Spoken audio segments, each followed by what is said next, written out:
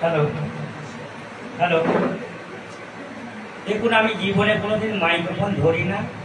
আমি একটা গ্রামের ছেলে, চাষিবাসি ঘরের মানুষ।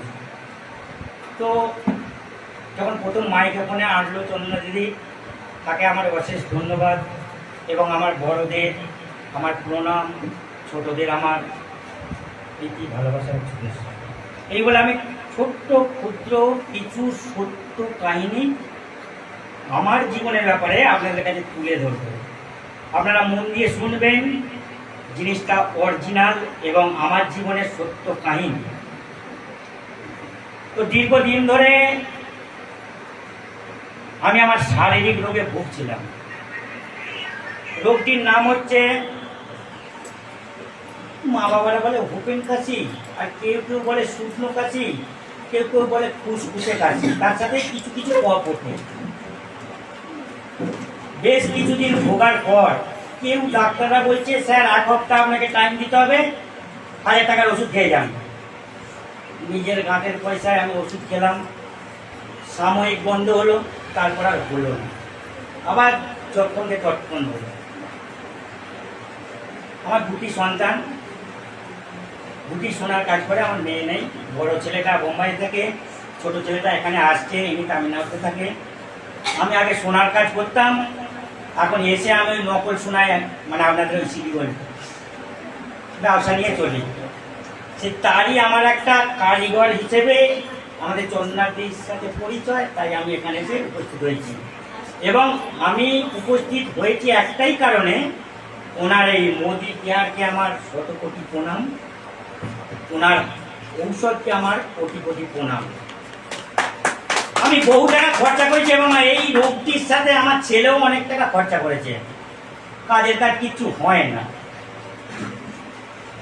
তো আমার কারিগরের কাছে যখন আমি ব্যাপারটা বললাম, উনি ওনার আপলাইনকে টান মারলো চন্দনদি ম্যাডামকে, বললো যে আমার যে গুরুজি আছে কাজ শেখাতে, তানার এই শরীর খারাপ হয়েছে, ফুসফুসি কাশি বন্ধ হয় না এবং গুমো গুমো জ্বর হয়, পালা ধরে নাকি জ্বর হয়, জ্বর ছাড়ে আর ধরে। তখন আমি বললাম আমি পয়সা দেবো না, 2026 সালে আমি নিচ্ছি, আমার রোগ ভালো হলে 2027 সালে পয়সা দেবো, যদি হয় দিন, আপনার মোদিকারের কে আছে না আছে আমি খাবো। ইচ্ছা করেই বললাম, একটু বসি কথার সাথে।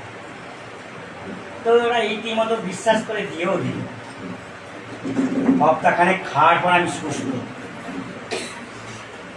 আমাকে বলেছিল যে যে নিয়মে, ওই নিয়মটি শুনেছিলাম, কিন্তু যেটা নিয়ম শুনেছি তেনাকে বলেছিলাম, আমি ওই নিয়ম টিয়ম মানি না। আমরা কখন কোন টাইমে খাই, ব্যবসাদার লোক, আমাদের দ্বারা হবে না, ওনাকে ধরা দিই না। গোপনে কিন্তু নিয়মটা মেনে চলেছিলাম বলে আজ আমি সুস্থ।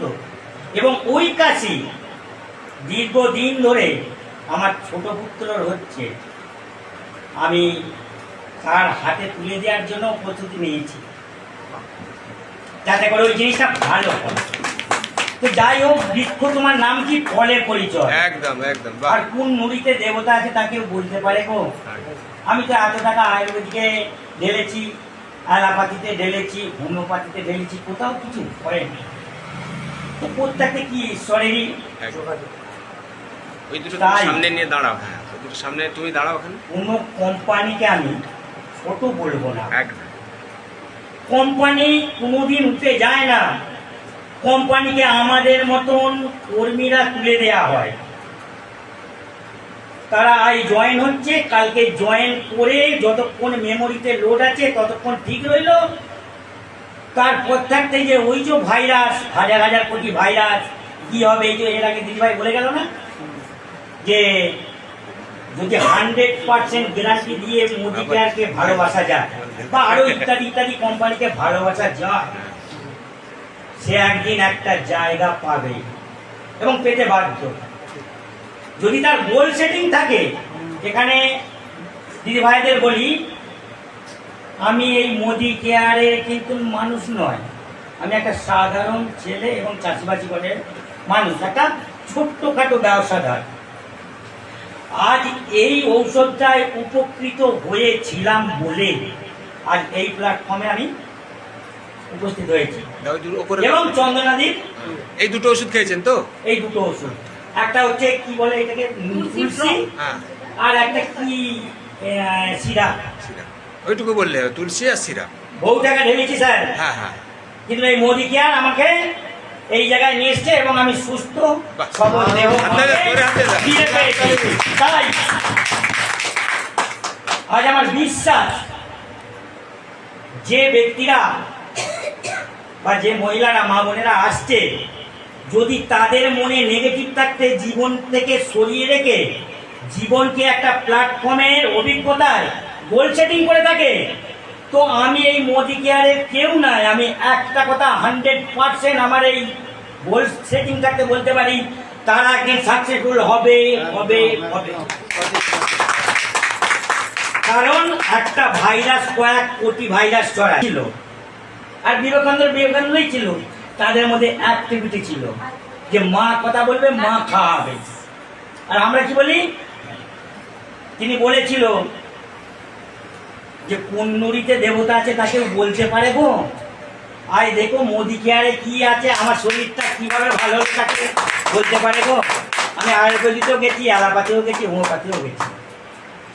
তাই আমি এই ক্ষুদ্র অনুষ্ঠানটায় আমি ছোট্ট আমার জীবন কাহিনী দিয়ে আমি সত্য ঘটনাটা বলে গেলাম। আমার ভুল তাহলে ক্ষমা করবেন। এই বলে আমি জোরে হাতে দাও, জোরে হাতে দাও। আরো জোরে, আরো জোরে, আরো জোরে।